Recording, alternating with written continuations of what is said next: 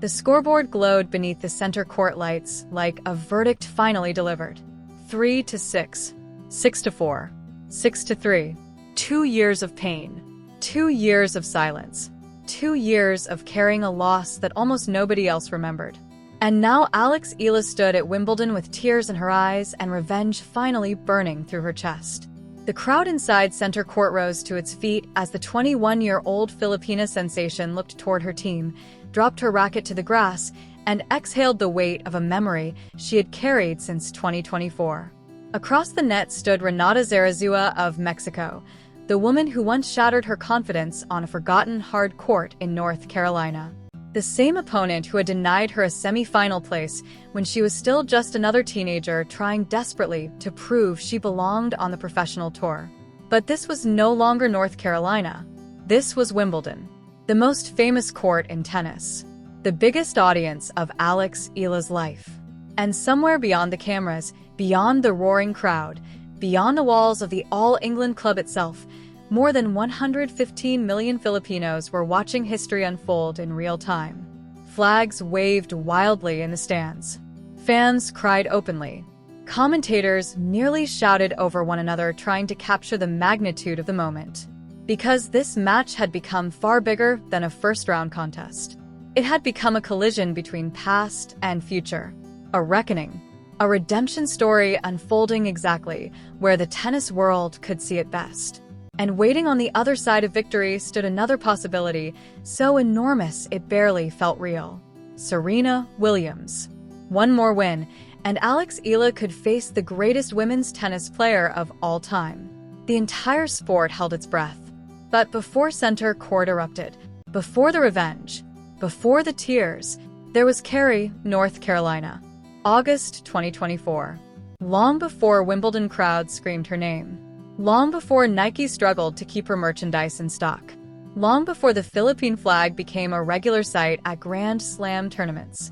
Back then, Alex Eala was simply a 19-year-old trying to survive. The Cary Tennis Classic wasn't glamorous. It wasn't one of the tournaments casual fans circled on calendars. There were no massive television deals. No sold-out stadiums. No celebrities sitting courtside. Just humid Carolina heat, scattered spectators, and players grinding through the brutal lower levels of professional tennis, hoping their breakthrough might finally arrive. Alex entered ranked world number 147. Talented, undeniably. But still unproven. Still unfinished.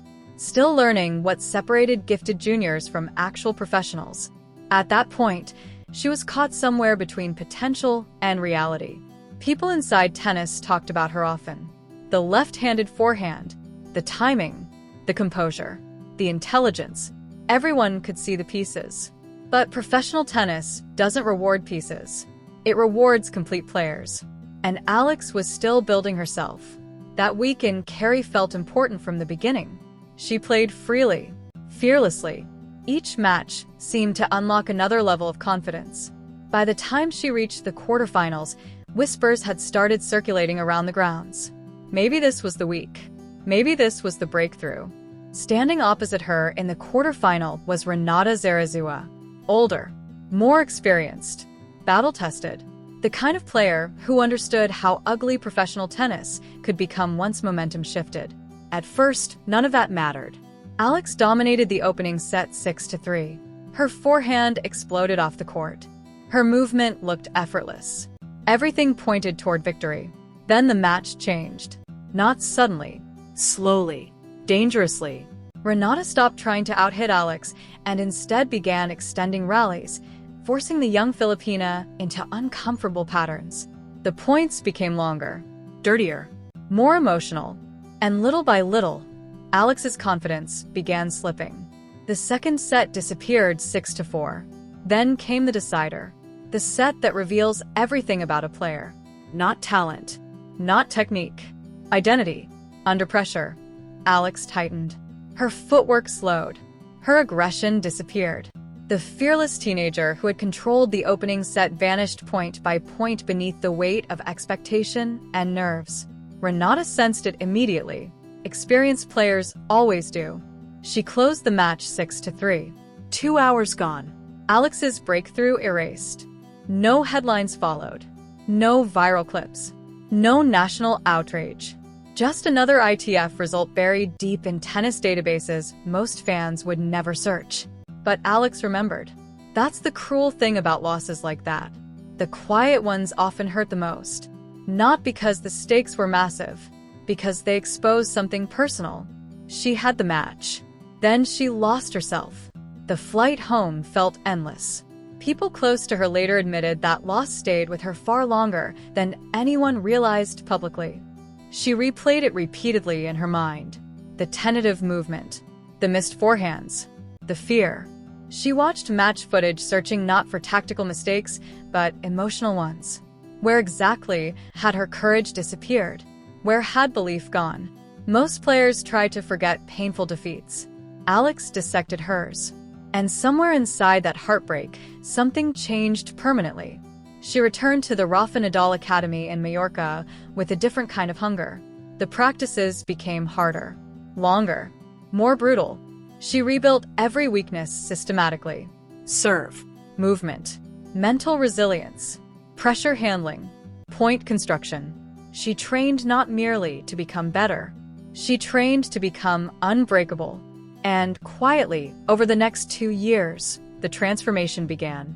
The rankings climbed steadily. Junior Grand Slam success arrived. Then bigger victories. Then even bigger ones. The sport slowly realized the teenager from the Philippines wasn't just promising. She was dangerous. By 2026, Alex Eala had become one of the fastest rising names in tennis. Then came grass season. And suddenly the rise became impossible to ignore. Birmingham changed everything first. Alex captured her first WTA 125 grass court title in spectacular fashion. But it wasn't merely the victory that stunned people. It was how she won. In the final against Nikola Bardankova, Alex found herself on the verge of defeat in the deciding set. 5-love down. Most players mentally surrender in moments like that. They begin preparing explanations, excuses, acceptance. Alex attacked harder. Point after point, she clawed her way back from the edge until somehow, impossibly, she completed one of the most astonishing comebacks of her career. That victory changed the way people inside tennis talked about her. Because talent wins matches. But resilience changes careers. Then came Berlin. And suddenly the entire tennis world noticed at once. First, she defeated Elena Rybakina, Wimbledon champion, one of the most feared grass court players alive. Then she beat world number 8 Alina Svitolina. Back-to-back elite victories on grass. Commentators stopped using words like future and started using words like now. Former players openly called her one of the most dangerous names in the women's draw. Her ranking exploded upward. Then history arrived. On June 22, 2026, the new WTA rankings confirmed Alex had climbed from world number 35 to world number 30. Hours later, Victoria Azarenka withdrew from Wimbledon because of injury. That single withdrawal shifted everything. Alex Eala officially became the number 29 seed, the first Filipino player in the Open era ever seeded at a Grand Slam tournament. The Philippines erupted. Television stations interrupted programming. Sports headlines exploded across social media. People who had never watched tennis suddenly knew her name. Because this wasn't simply a ranking achievement. It felt national, symbolic, proof that something impossible had finally happened. Then Wimbledon released the draw. And fate, in typical dramatic fashion, delivered the one storyline nobody expected. Round 1. Alex Eala versus Renata Zarazua.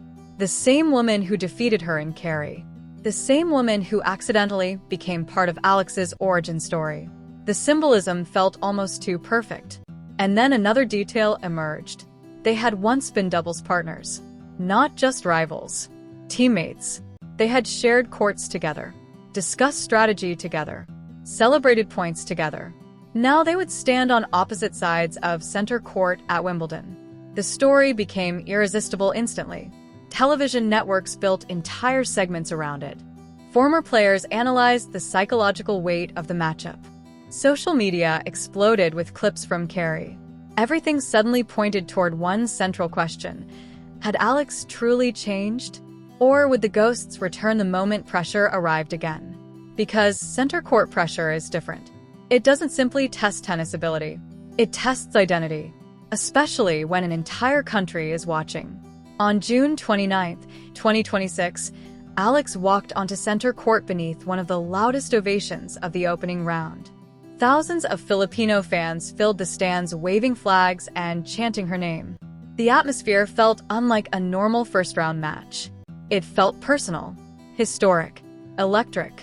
Across the net stood Renata Zarazua, calm and composed, experienced enough to understand exactly what pressure could do to a young player. The opening games were tense immediately. Both players understood the emotional weight hanging over every point. Alex looked aggressive, but cautious underneath it. Renata looked patient, dangerous.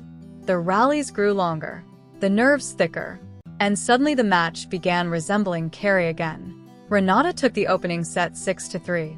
A silence swept through sections of the crowd. The ghosts had arrived. Commentators started whispering carefully about pressure, about expectation, about emotional scars. Because everyone watching remembered the same thing now.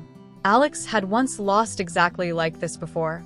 And for a few dangerous minutes, it looked possible that history might repeat itself on the biggest stage imaginable. But this version of Alex Eala was not the same player who broke in Carey. Something inside her had changed permanently over the previous 2 years. At the start of the second set, her body language shifted. She began attacking earlier, swinging harder, trusting herself again. The serve that once looked vulnerable became a weapon. Her left-handed angles dragged Renata off the court repeatedly. The crowd sensed momentum turning and erupted louder with every game. Then came the critical moment. Break point. For all. A baseline exchange stretched longer and longer as center court held its breath.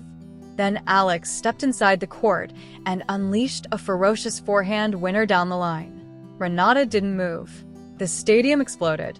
Alex clenched her fist and screamed toward her box. That was the moment everything changed. The second set belonged to her 6-4. And suddenly the emotional pressure shifted entirely onto Renata. The third set became war. Not elegant tennis. Not pretty tennis. Survival. Every game felt like a collision between past and future. Renata fought desperately, trying to slow momentum, forcing longer rallies, refusing to disappear quietly. But Alex kept coming. Again and again. The player who once retreated under pressure now attacked through it. At 5-3, serving for the match, the noise inside center court became deafening.